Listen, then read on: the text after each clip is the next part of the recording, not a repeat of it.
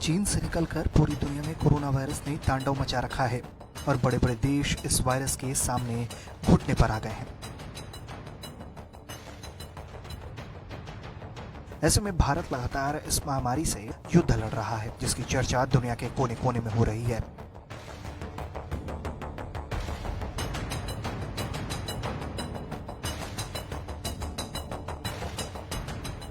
इसी कड़ी में यूएनएससी के चीफ जोसे सिंगर ने कहा है कि दुनिया भर के अर्थव्यवस्था पर कोरोना वायरस की वजह से काफी बड़ा असर पड़ेगा। लेकिन कोरोना वायरस संकट के बाद दुनिया की स्थिति के बारे में किए गए सवाल के जवाब में उन्होंने कहा कि इस महामारी में भारत का रोल अब सबसे अहम हो गया है।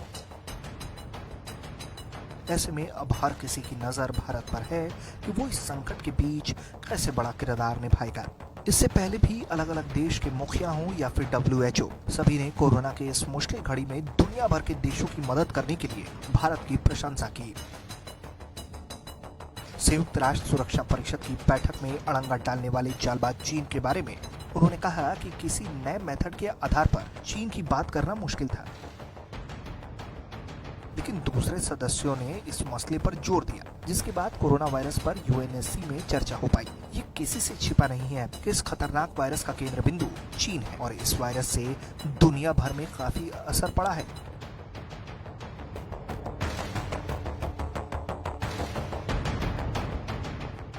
इसके साथ ही इस जानलेवा वायरस के कारण अर्थव्यवस्था, सुरक्षा और शांति पर संकट आई है।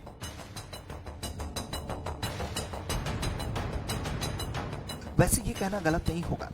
ये स्थिति इसलिए भी दुनिया के सामने बड़ी हो गई क्योंकि अमेरिका और ब्रिटेन जैसे बड़े देशों ने इसे हल्के में ले लिया।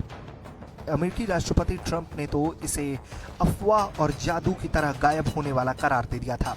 वहीं ब्रिटेन के पीएम बोरिस जॉनसन ने कहा था कि हम तो हाथ मिलाएंगे। आज वो खुद कोरोना का इलाज कराकर घर वापस लौटे हैं।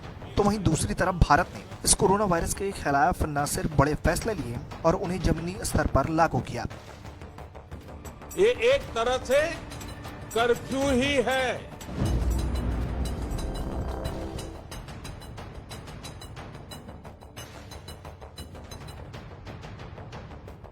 जिसके बाद भारत से दुनिया के कई देशों ने सबक लिया और यही वजह है कि आज दुनिया भर के देशों या बड़ी संस्था सभी भारत की तारीफ कर रहे हैं। यूनाइटेड नेशन ने कहा कि भारत में लॉकडाउन बेहद सही और सटीक समय पर लिया गया फैसला